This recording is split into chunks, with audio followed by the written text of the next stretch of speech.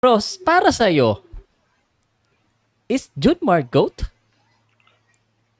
Ayun. Usually kasi Sir Pao, pag ganyang GOAT yung pinag-uusapan, very tricky eh. Tsaka maraming opinion yung bawat isang tao kung sino yung GOAT. Kasi syempre, kanya-kanya tayo mga experiences, kanya-kanya tayo mga biases.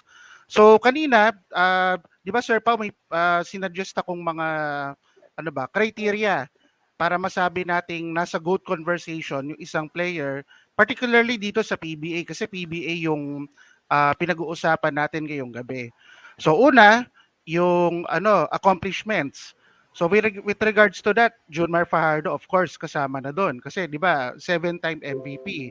Kasunod noon si Mon Fernandez, 4-time MVP, tapos si Alvin Patrimonio, 4-time MVP. Yes. At kasunod noon si Bogs Adornado, 3-time MVP. Yan. So next, so sa naman sa stats. So sa stats kasi, although syempre iba-iba yung competition from one era to another, syempre yun yung objective criteria that we have so we can compare kahit paano yung different eras. So given that, medyo lamang doon si Don Ramon. Kasi kung titignan natin yung statistics ng PBA, so 'di ba sa NBA meron tayong Wilt Chamberlain, 'di ba, na dinodominate niya yung sa mga stats wise, no? 'Di ba si Wilt Chamberlain yung nagdodomina. Dito Simon Fernandez yung parang sort of equivalent ni Wilt Chamberlain dun sa mga stats per se. Kung titingnan po natin, most points scored in a career, most rebounds in a career, pati nga po yung assist, nasa top 10 din po si Mon Fernandez sa all-time sa PBA. So, yun po, yun din yung i-consider natin, yung mga stats. Syempre, yung sunod rin, yung impact to the game, yung nabanggit ko po kanina. For example po, si Don Ramon, meron po siyang tinatawag na the elegant shot. Yeah. So, parang yun yung parang counterpart nung skyhook, so to speak, ni Kareem Abdul-Jabbar. So sabi ng mga nakalaban ni Sir Ramon, pag ginawa na niya yung elegant shot, halos hindi na mapigilan.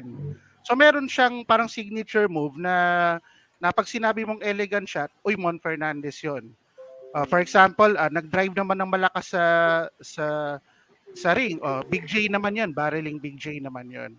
Of course, for this generation naman, hindi naman matatawaran of course yung impact na nibigay ni Junmar no sa PBA. Bakit? Kasi syempre yung mga teams nakikita natin, 'di ba, nagda-drop sila ng malalaki.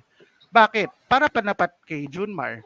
Although sa ngayon, wala pa tayong nakikita na yung sobrang tatapat pa sa kanya this following na mga seasons. So with that, for me, kung given yung 4 na criteria na nabanggit ko, ang isasama ko sa aking Mount Rushmore, una, si Don Ramon, pangalawa, si Junmar, pangatlo, si Alvin Patrimonio, pang-apat, si Bogs Adornado. So, yun po yung para sa akin. Okay. Ayaw mo rin sumagot kung sino yung nasa taas?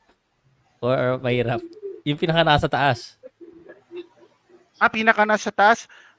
Tulad ng sinabi ko nga, Sir Pao, mahirap magsabi In your opinion. Kasi kanya-kanya tayo ng GOAT eh. Okay, But para sa'yo, kasi malaki, pag ikaw nagsabi, may bigat yan.